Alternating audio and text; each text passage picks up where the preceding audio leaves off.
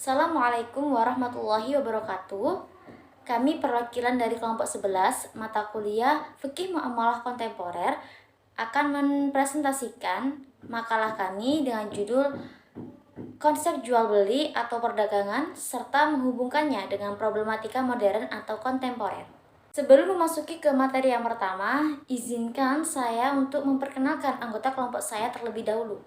Yang pertama yaitu ada Arfatul Hikmah dengan nomor NIM 20402144. Yang kedua ada Afifal Isratul Faudia dengan nomor NIM 20402147. Yang ketiga ada Dian Alvinur Agusti dengan nomor NIM 20402148.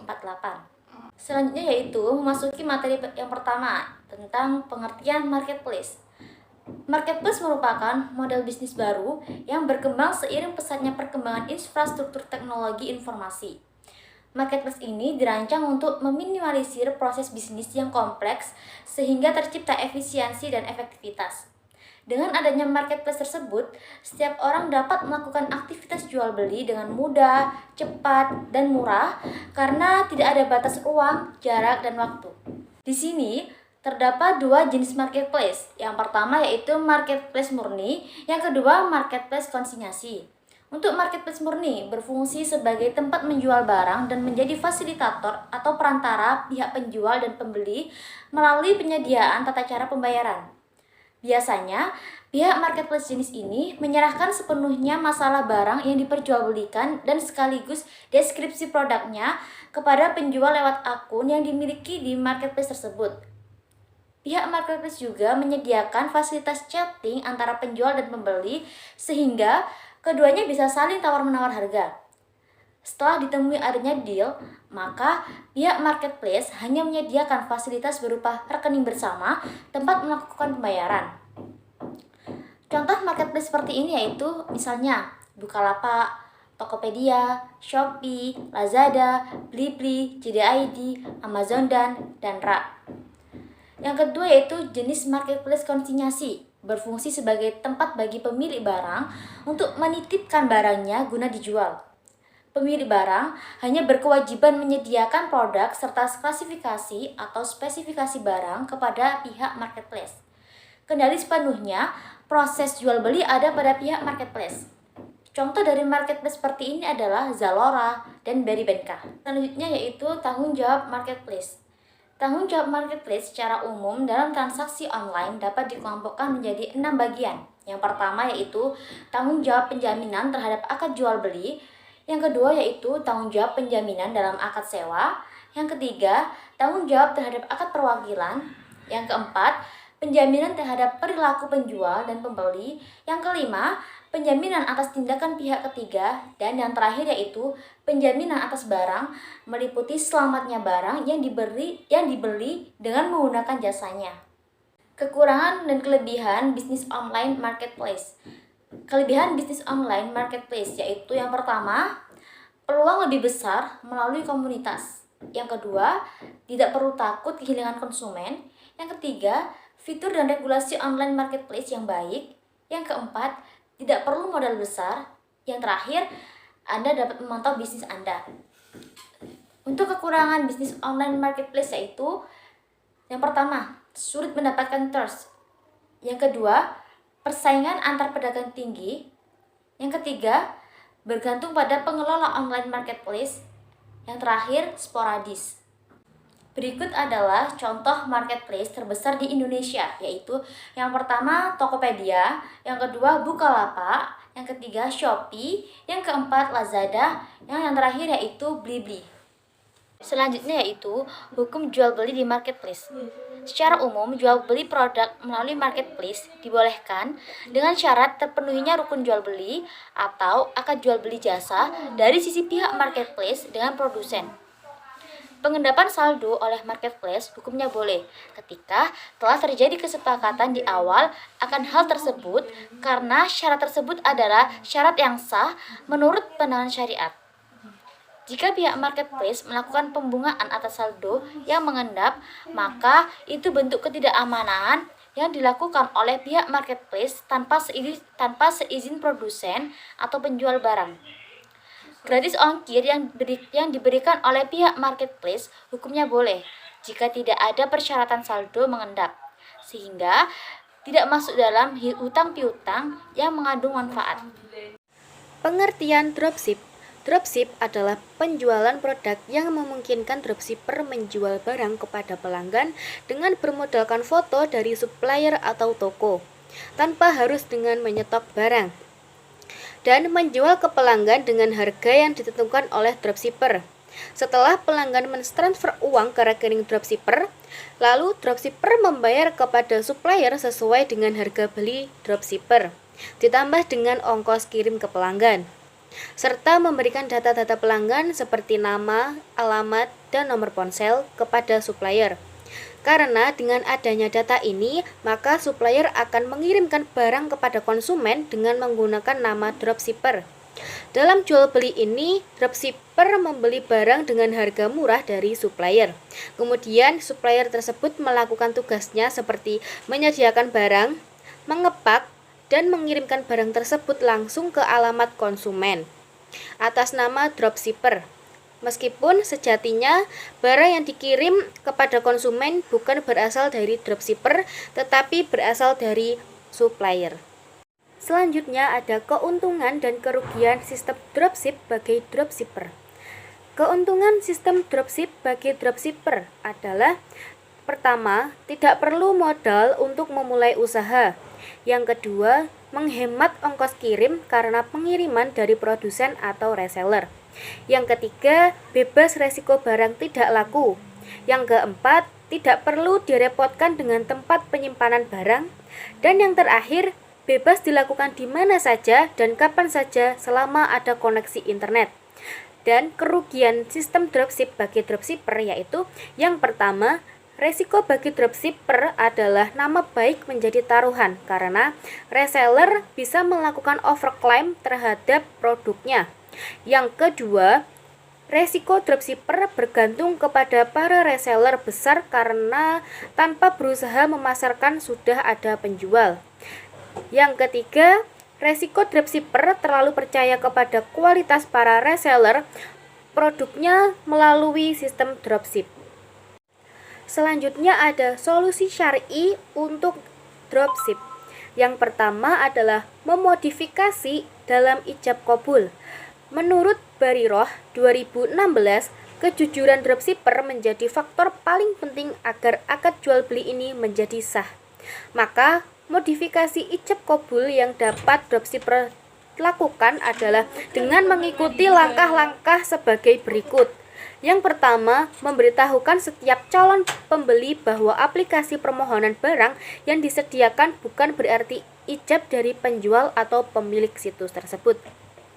Yang kedua yaitu setelah calon pembeli mengisi formulir dan mengirimkannya, pemilik situs atau dropshipper tidak boleh menerima langsung akad jual beli. Akan tetapi, pemilik situs harus membeli terlebih dahulu barang tersebut dari produsen atau supplier sesungguhnya. Setelah ia terima barang tersebut, kemudian ia boleh menjawab permohonan barang oleh pembeli dan memintanya untuk mentransfer uang ke rekeningnya. Setelah itu, baru barang dikirimkan kepada pembeli. Yang ketiga yaitu guna menghindari kerugian yang disebabkan konsumen menarik keinginannya untuk membeli selama masa tunggu. Dropshipper dapat mensyaratkan kepada produsen atau supplier bahwa ia berhak mengembalikan barang selama beberapa hari sejak barang dibeli sesuai kesepakatan. Hal ini disebut dengan khiyar syarat. Selanjutnya ada menggunakan akad wakalah bil ujroh.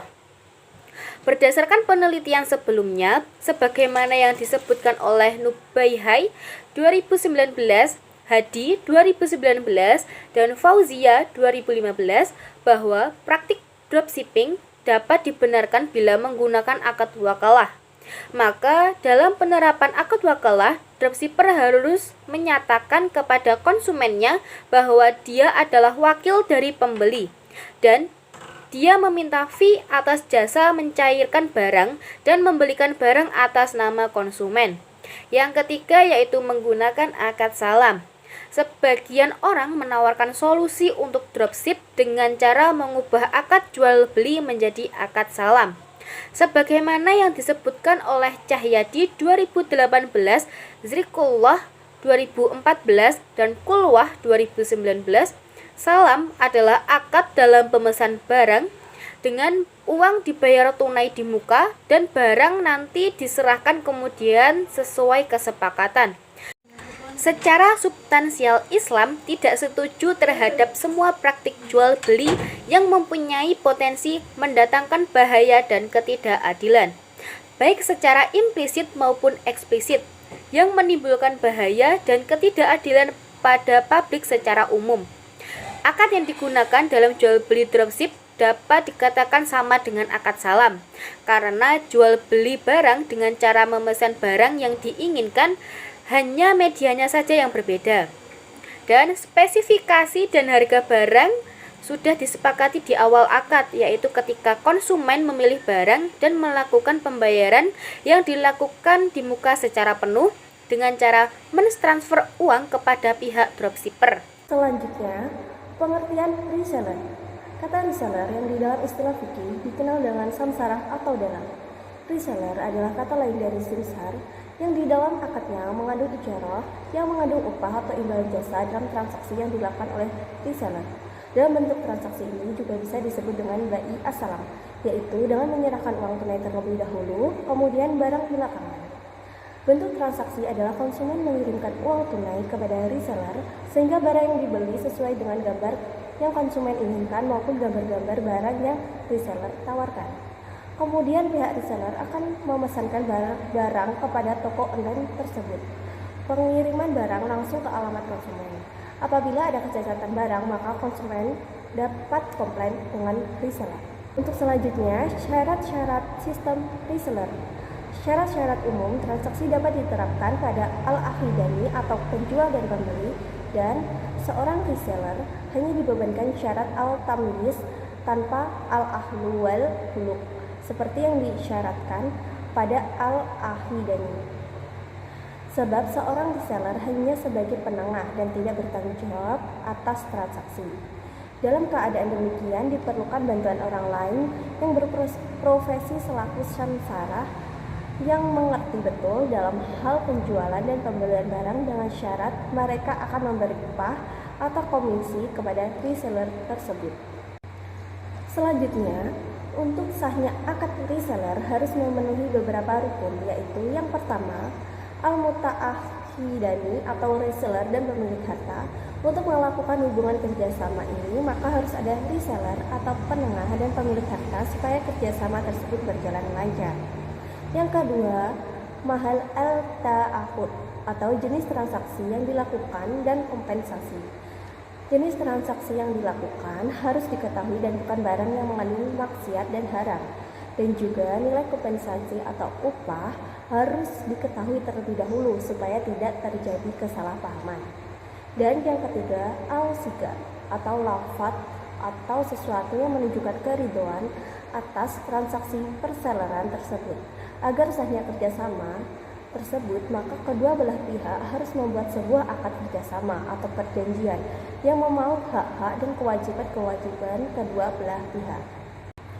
Selanjutnya, macam-macam model reseller. Yang pertama, model bagi hasil. Model bagi hasil untuk maupun rugi dan melalui penambahan harga sesuai dengan penjualan barang atas yang dijual dan bertanggung jawab atas produk-produk yang diterima konsumen dan menangani kemungkinan komplain dari produk apabila ada cacat. Dan yang kedua, model jaminan. Model jaminan transaksi konsumen kepada reseller harus ada DP ataupun bayar tunai supaya tidak ada pihak yang saling dirugikan atas produk. Penjualan produk yang harus menginformasikan spesifikasi barang dengan jelas, tidak ada yang ditutup-tutupi. Selanjutnya, kekurangan dan kelebihan sistem reseller. Kekurangan sistem reseller yang pertama, memiliki resiko yang merugikan jika produk tidak terjual. Yang kedua, Anda tidak direpotkan dengan packing dan pengiriman barang. Yang ketiga, stok barang harus selalu ada. Dan yang keempat, harus mempunyai modal yang cukup. Kemudian kelebihan sistem reseller. Yang pertama, mempunyai keuntungan yang lebih besar.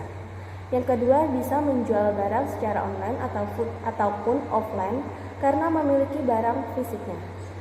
Yang ketiga, bisa mengelola stok sendiri. Dan yang keempat, usaha akan cepat berhasil karena pelanggan lebih percaya jika melihat langsung fisik dari barang yang akan dijual. Selanjutnya, hukum jual beli reseller. Untuk hukum seputar jual beli reseller, para ulama sepakat membolehkan disebabkan karena barang sudah menjadi milik dari supplier. Sistem jual beli reseller masuk kategori bai mausyufin fi al-dhimmah, yaitu jual beli barang yang sudah menjadi milik dari pedagang. Akad yang berlaku adalah akad salam, yaitu sistem jual beli akad pesan. Cirinya adalah barang sudah berada dalam kuasa pedagang, diketahui roksul malnya atau modal pokoknya. Itu tadi adalah pemaparan materi dari kelompok kami. Semoga materi yang kami sampaikan bermanfaat bagi kita semua. Kurang lebihnya kami mohon maaf. Wassalamualaikum warahmatullahi wabarakatuh.